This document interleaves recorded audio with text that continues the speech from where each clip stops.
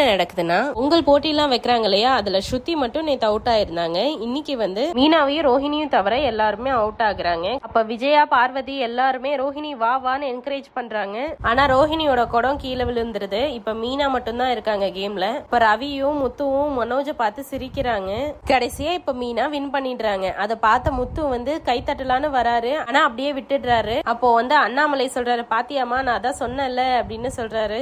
விஜயாவையும் வெறுப்பேத்துறாரு. Meena win பண்ணதுக்கு பாட்டி கை கொடுக்கறாங்க கூப்பிட்டு. மீனா முத்துவை பாக்குறாங்க, முத்து திரும்பிக்கிறாரு. அடுத்த கேம் அனௌன்ஸ் பண்றாங்க. இது ஆண்களுக்கான போட்டி, பிஸ்கெட் சாப்பிடுற போட்டி அப்படின்னு சொல்றாங்க. உடனே முத்து கேக்குறாரு, யார் அதிகமா சாப்பிடுறாங்கன்றதுக்காக போட்டியா அப்படின்னு கேக்குறாரு. அதுக்கு வந்து இல்லைங்க, பிஸ்கெட்டை நாங்க நெத்தில வச்சிருவோம், அதை நீங்க கையே யூஸ் பண்ணாம வாயில கடிச்சு சாப்பிடணும் அப்படின்னு சொல்றாங்க. அதுக்கு எல்லாருமே போறாங்க. விஜயா வழக்கம் போல மனோஜுக்கு தான் சப்போர்ட் பண்றாங்க. ஸ்ருதியோட அம்மா வந்து ரவிக்கு சப்போர்ட் பண்றாங்க. எல்லாருமே விளையாட ட்ரை பண்றாங்க. முதல்ல முத்துவோட ஃப்ரெண்டு செல்வம் அவுட் ஆகுறாரு. அடுத்தது மனோஜ் அவுட் ஆயிடுறாரு. அதுக்கு அடுத்தது மனோஜோட ஃப்ரெண்டும் அவுட் ஆயிடுறாரு. இப்போ ரவியும் முத்துவும் தான் இருக்காங்க. கடைசியா பார்த்தா ரவியும் அவுட் ஆயிடுறாரு. முத்து மட்டும் தான் இருக்காரு. முத்து சூப்பரா விளையாண்டு ஜெயிச்சிடுறாரு. இப்ப மீனா கைத்தட்ட போறாங்க. அதையும் முத்து பாத்துட்டாரு. ஆனா அவங்க கைத்தட்டாம விட்டுடுறாங்க. அடுத்தது கணவன் மனைவி 2 பேரும் சேர்ந்து விளையாடுற கேம். என்னன்னா, ஒரு கர்ச்சீஃப் கொடுத்துருவாங்க. அந்த கர்ச்சீஃப் வச்சு ஹஸ்பண்டோட ஒரு காலையும் ஒய்ஃபோட ஒரு காலையும் சேர்த்து வச்சு கட்டிடணும். அவங்க 2 பேரும் சேர்ந்து ஓடி வரணும் அப்படின்னு சொல்றாங்க. அதுக்கு முத்து சொல்றாரு, என்னடா கேம் இது, எங்க இருந்துடா கண்டுபிடிக்கிறீங்க, தனியா ஓடுறதே கஷ்டம், இன்னும் இதை எப்படி பண்றது அப்படின்னு சொல்றாரு. இப்ப கேம் ஆரம்பிக்கிறாங்க. கர்ச்சீஃப் எல்லாருமே கட்ட ஆரம்பிக்கிறாங்க. ஆனா மனோஜ் மட்டும் முழிச்சிட்டு வேடிக்கை பார்த்துட்டு இருக்காரு. அப்புறம் அவரும் கட்டிடுறாரு. கேம் ஸ்டார்ட் ஆனதும் எல்லாரும் போறாங்க. இப்போ விஜயா சொல்றாங்க, பார்வதி நீ வேணா பாரு அப்படின்னு சொல்லும் போது பார்வதியே சொல்லிடுறாங்க, இப்ப என்ன சொல்ல போற, மனோஜும் ரோஹிணியும் ஜெயிக்க போறாங்க அதுதானே சொல்ல போற, வேற என்ன சொல்ல போற அப்படின்னு சொல்றாங்க. அப்ப ஸ்ருதியோட அம்மா சொன்னாங்க, இதுல ஸ்ருதியும் மாப்பிளையும் கண்டிப்பா ஜெயிப்பாங்க அப்படின்னு சொல்றாங்க. ஆனா இந்த 3 ஜோடியுமே சண்டை போட்டுட்டே இருக்காங்க. மீனா வந்து முத்துவை திட்டுறாங்க, எதுக்கு இப்ப வேக வேகமா போறீங்க, என்னால வர முடியல, ஒன்னா போனாதான் ஜெயிக்க முடியும் அப்படின்னு சொல்றாங்க. ஆனா வேகமா போனாதான் ஜெயிக்க முடியும்னு முத்து சொல்றாரு. ரோஹிணி வந்து மனோஜ் கிட்ட, இன்னும் என் மேல இருக்க கோவம் உனக்கு போகலையா அப்படின்னு கேக்குறாங்க. நீ முதல்ல சாரி சொல்லுன்னு மனோஜும் சொல்றாரு. ரோஹிணி வந்து நான் தான் தப்பே பண்ணலையே அப்படின்னு சொல்றாங்க. அதுக்கு மனோஜ் சொல்றாரு, யாருக்கோ வாடகை கட்டுவ, அதை நான் வேடிக்கை பார்த்துட்டு இருக்கணுமா அப்படின்னு கேக்குறாரு. அதுக்கு ரோஹிணி சொல்றாங்க, நான் ஹெல்ப் பண்ணது உனக்கு தப்பா தெரியுது. மனோஜ் கேக்குறாரு, என்ன தப்பு, நாமளே இங்க கஷ்டப்பட்டுட்டு இருக்கோம் அப்படின்னு. இவங்க 2 பேரும் சண்டை போட்டுட்டே இருக்காங்க. ஆனா அங்க இருந்து விஜயா கத்துறாங்க, டே மனோஜ் சீக்கிரமா வாடா அப்படின்னு சொல்றாங்க. அதுக்கப்புறம் ரவியும் ஸ்ருதியும் சண்டை போட்டுக்கிறாங்க. கடைசியா பார்த்தா இவங்க 3 பேருமே வரல, செல்வமும் அவங்க வைஃபும் ஜெயிச்சிடுறாங்க. அப்ப பாட்டி சொல்றாங்க, பாத்தியா ஒற்றுமையா இல்லாததுனால நம்ம பசங்க எல்லாம் தோத்துட்டாங்க, சண்டை போட்டுட்டே இருந்தா இப்படிதான் இருக்கும். அப்ப அண்ணாமலை கேக்குறாரு, நான் வேணா போய் கண்டிக்கிட்டா அப்படின்னு கேக்குறாரு. இல்ல வேண்டாம் அப்படின்னு சொல்லிடுறாங்க பாட்டி. அடுத்த போட்டி என்னன்னா, கிராமத்துல உரியடிக்கிற போட்டி பாத்திருப்போம். இப்ப அதுலயே கொஞ்சம் வேற மாதிரி போட்டி வைக்கிறாங்க. அது என்னன்னா, ஹஸ்பண்ட் எல்லாருமே கண்ணை கட்டிக்கணும், குச்சி வச்சு அங்க ஒரே ஒரு பானை இருக்கு, அதை மட்டும் உடைக்கணும் அப்படின்னு சொல்றாங்க. அது எப்படி அவங்களுக்கு போகிற ரூட் தெரியும்னா, வைஃப் வந்து சொல்லணும் அப்படின்னு சொல்றாங்க. இப்ப எல்லாருமே கண்ணை கட்டிக்கிறாங்க. வைஃப் எல்லாம் சுத்தி விட ஆரம்பிக்கிறாங்க. மீனாலாம் வேகமா சுத்தி விட்டு முத்துவ அந்த பக்கம் திருப்பி விட்டுறாங்க. இவங்க 3 ஜோடியுமே கரெக்டாவே கைட் பண்ண மாட்டேங்கிறாங்க. முத்து வந்து பானை எங்க இருக்குன்னு சொல்லு அப்படின்னு கேக்குறாரு. அதுக்கு மீனா வந்து இனிமே குடிக்க மாட்டேன்னு சொல்லுங்க, அப்பதான் சொல்லுவேன் அப்படின்னு சொல்றாங்க. மனோஜ் வந்து ரோஹிணி எந்த பக்கம் போகணும்னு சொல்லு அப்படின்னு கேக்குறாரு. அதுக்கு ரோஹிணி வந்து நான் எதுக்கு சொல்லணும், நான் சொல்ல மாட்டேன் அப்படின்னு சொல்றாங்க. அப்ப மனோஜ் வந்து இருட்டா இருக்கு ரோஹிணி, எப்படி கண்டுபிடிக்கிறது, நீ சொல்லு அப்படின்னு கேக்குறாங்க. அதுக்கு ரோஹிணி வந்து வேணா லைட் போட சொல்லிட்டா அப்படின்னு சொல்றாங்க. மனோஜ் வந்து நீ ஒண்ணு சொல்ல வேணாம், நானே பாத்துக்கிறேன் அப்படின்னு சொல்லிடுறாரு. முத்து வந்து எங்க அடிக்கிறதுன்னு தெரியாம ஏதோ ஒரு இடத்துல அடிச்சிடுறாரு. ஆனா ஜெயிக்கல. இப்ப அடுத்தது வந்து மனோஜ் நானே அடிக்கிறேன் அப்படின்னு சொல்லி போனாரு. பார்த்தா திடீர்னு திரும்பி ரோஹிணி மண்டையிலே அடிச்சிடுறாரு. ரோஹிணி கத்துறாங்க. ஸ்ருதி தான் ஹெல்ப் பண்றாங்க, ஏங்க இப்படி பண்றீங்க அப்படின்னு மனோஜை திட்டுறாங்க. மனோஜ் பயந்துட்டாரு. ரோஹிணியும் கோச்சிக்கிட்டு போயிடுறாங்க. அப்புறம் வந்து ஸ்ருதியும் ரவியும் இருக்காங்க. ஸ்ருதி வேணும்னே ஆப்போசிட் சைடுல ரவியை கூட்டிட்டு போறாங்க. அப்போ ரவியோட ஓனர் நீத்து வந்து மைக்ல கத்துறாங்க, ஏன் ஸ்ருதி ஆப்போசிட் சைடுல கூட்டிட்டு போறீங்க, இந்த பக்கம் வர சொல்லுங்க அப்படின்னு சொல்றாங்க. அதுக்கு ஸ்ருதி வந்து நான் தாங்க வைஃப், எனக்கு தெரியும் என்ன பண்ணணும் அப்படின்னு சொல்லிடுறாங்க. கடைசியா ரவியை அவுட் ஆக வச்சிடுறாங்க. அதை பார்த்து ஸ்ருதி நல்லா சிரிச்சுட்டே போறாங்க. கடைசியா இந்த கேம்ல மனோஜோட ஃப்ரெண்டு தான் ஜெயிக்கிறாரு. இப்ப அடுத்த போட்டி வைக்க போறாங்க. அதுக்கு முன்னாடி அண்ணாமலை சொல்றாரு, தனித்தனியா ஜெயிச்சாங்க முத்துவும் மீனாவும், ஆனா ஒன்னா சேர்ந்து ஜெயிக்கவே இல்லை அப்படின்னு சொல்றாங்க.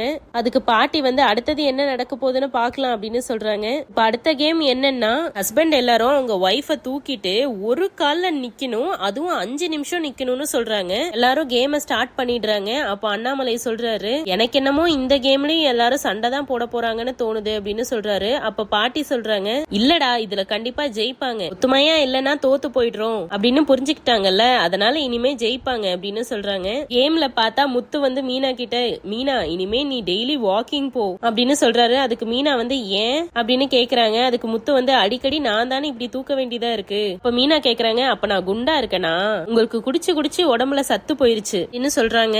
இந்த கேம்ல நம்ம ஜெயிச்சிருவோமா அப்படின்னு கேக்குறாங்க. அதுக்கு முத்து சொல்றாரு நீ மூஞ்ச உம்முன்னு வைக்காம சிரிச்ச மாதிரி வச்சேன்னா கண்டிப்பா ஜெயிச்சிருவோம் அப்படின்னு சொன்னதும் மீனா சிரிச்சிடுறாங்க. அடுத்தது ரோஹிணி வந்து மனோஜ் கிட்ட அவங்க எப்படி ரொமான்டிக்கா பேசிக்கிறாங்க பாத்தியா அப்படின்னு சொல்றாங்க. இப்போ மனோஜ் சொல்றாரு மூட் அவுட் பண்ணிட்டு ரொமான்டிக்கா பேசினா எப்படி வரும் அப்படின்னு கேக்குறாரு. கோவமா இருந்தாலும் ஹேண்ட்ஸமா தான் இருக்கேன் அப்படின்னு ரோஹிணி ஐஸ் வைக்கிறாங்க. ஒரு கால்ல உன்னை தூக்கிட்டு நிக்கிறது எவ்வளவு கஷ்டம் தெரியுமா அப்படின்னு மனோஜ் சொல்றாரு. அப்ப ரோஹிணி வந்து உன்னால முடியும், பொண்டாட்டிய லைஃப் ஃபுல்லா சுமக்கணும்னு நினைச்சா இதெல்லாம் ஒண்ணுமே இல்ல அப்படின்னு சொல்லிட்டு இருக்காங்க. இவங்களும் கடைசியா சேர்ந்துடுறாங்க. ரவியும் ஸ்ருதியும் காட்டுறாங்க. நான் வேணா இறங்கிக்கிறேன் அப்படின்னு ஸ்ருதி சொல்றாங்க. அதுக்கு ரவி வந்து நாம என்ன ட்ரெயின்லயா போயிட்டு இருக்கோம் அப்படின்னு கேக்குறாரு. இல்ல உன்னால முடியாது, இல்ல உனக்கு நாளைக்கு குக் பண்ற வேலை எல்லாம் இருக்கும், உன் கை வலிக்கும், நான் இறங்கிடுறேன் அப்படின்னு சொல்றாங்க. இப்ப ரவி வந்து இல்ல நான் கண்டிப்பா ஜெயிப்பேன் அப்படின்னு சொல்றாரு. என் மேல அவ்வளோ பாசமா அப்படின்னு ஸ்ருதி கேக்குறாங்க. ஏன் உனக்கு தெரியாதா அப்படின்னு ரவி கேக்குறாரு. ஆக மொத்தம் எல்லாருமே சேர்ந்துடுறாங்க. இப்ப கடைசியா கவுண்ட் டவுன் போறாங்க. பார்த்தா 3 பேருமே அப்படியே தான் நிக்கிறாங்க. 3 பேரும் ஜெயிச்சுட்டாங்க. இப்ப அண்ணாமலை எல்லாருக்கும் அட்வைஸ் பண்றாரு. புருஷன் பொண்டாட்டி 2 பேரையும் புரிஞ்சுக்கிட்டு வாழ்ந்தா இந்த விளையாட்டுல மட்டும் இல்ல வாழ்க்கையிலேயே ஜெயிக்கலாம் அப்படின்னு சொல்றாரு. அதுக்கப்புறம் நீத்து வந்து ஜெயிச்சவங்க எல்லாத்துக்கும் கிஃப்ட் கொடுக்கறாங்க. அதுல இருந்து கட் பண்ணா வீட்டுல காட்டுறாங்க. இப்ப பாட்டி பேசுறாங்க. போன வருஷம் ஊர்ல எல்லாம் முதல்ல இருந்தே எல்லாரும் ஜெயிச்சிட்டு இருந்தீங்க, இப்போ கொஞ்ச நேரத்துக்கு அப்புறம் தான் எல்லாம் ஜெயிக்க ஆரம்பிச்சீங்க, அதுக்கான காரணம் என்னன்னு எனக்கு நல்லா தெரியும், வந்தப்பயே பார்த்தா எல்லாரும் தனித்தனியா இருந்தீங்க புருஷன் பொண்டாட்டி, இப்ப பாத்தீங்கன்னா எல்லாம் ஒன்னா இருக்கீங்க அப்படின்னு சொல்றாங்க. ஆனா சண்டை போட்டது யார் தெரியுமா பாட்டி அப்படின்னு முத்து பேச போறாரு. அதுக்கு பாட்டி சொல்றாங்க சண்டை யார் ஆரம்பிச்சாங்கன்றது முக்கியம் இல்ல, யாரு முடிக்கிறாங்கன்றது தான் முக்கியம் அப்படின்னு சொல்றாங்க. இவங்க எல்லாரும் உட்காந்து பேசிட்டு இருக்கும் போதே தொட்டில் வருது. முத்து வந்து இந்த வீடு இல்ல அப்படின்னு சொல்லிட்டு இருக்காரு. அப்ப பாட்டி வந்து நான் தாண்டா வர சொன்னேன் அப்படின்னு சொல்றாங்க. தொட்டில் எடுத்துட்டு வந்து உள்ள வைக்கிறாங்க. இப்ப முத்து சொல்றாரு இது ஊர்ல நம்ம வீட்டுல இருந்த தொட்டில் தானே, இதுலதான் நாங்க எல்லாம் பிறந்தப்போ இருந்தோம்னு நீங்க சொல்லுவீங்க அப்படின்னு கேக்குறாங்க.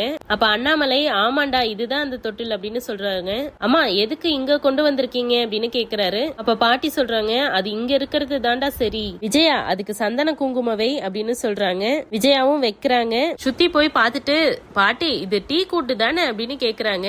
அதுக்கு பாட்டியும் சரியா சொல்லிட்டேன் அப்படின்னு சொல்றாங்க. அப்ப ரவி வந்து இதெல்லாம் கரெக்டா சொல்லிடுவா அப்படின்னு சொல்றாரு. பாட்டி சொல்றாங்க விஜயாக்கு பிறந்த 3 குழந்தைங்களையுமே இதுலதான் படுக்க வச்சோம், அடுத்த தலைமுறைக்கும் இது வரணும்னு தான் இங்க கொண்டு வர சொன்னேன் அப்படின்னு சொல்றாங்க. அப்ப மீனா கேக்குறாங்க பாட்டி இப்பதான் குழந்தைங்க யாருமே இல்லையே, அப்புறம் எதுக்கு இது அப்படின்னு கேக்குறாங்க. அதுக்கு பாட்டி சொல்றாங்க இப்ப இல்லன்னா என்ன, 3 பொண்ணுங்களுக்கும் அடுத்தது குழந்தை பிறக்க தானே போகுது, இதுல முதல்ல யாரு குழந்தைய போட போறாங்கன்னு நான் பார்க்க போறேன், தினமும் நீங்க இந்த தொட்டில பாக்கும்போது உங்களுக்கு குழந்தை பெத்துக்கணும்ன்ற ஆசை வரும், அடுத்த பொங்கலுக்கு நான் வரும்போது இதுல குழந்தை இருக்கணும் அப்படின்னு சொல்றாங்க. அதுக்கு முத்து சொல்றாரு பாட்டி என்ன ஏதோ பஸ் டிக்கெட் புக் பண்ற மாதிரி குழந்தை வேணும்னு புக் பண்ணிட்டு இருக்க அப்படின்னு கேக்குறாங்க. அதுக்கு பாட்டி சொல்றாங்க நான் இன்னும் எத்தனை வருஷம் இருப்பேன்னு தெரியலடா. அதுக்கு முத்து வந்து அதெல்லாம் நீ 1000 வருஷம் இருப்ப பாட்டி அப்படின்னு சொல்றாரு. அப்ப எல்லா ஜோடியுமே காட்டுறாங்க. அப்ப சுத்தி சொல்றாங்க எனக்கு ஓகே தான், ரவி தான் வேணான்னு சொல்றான் அப்படின்னு சொல்றாங்க.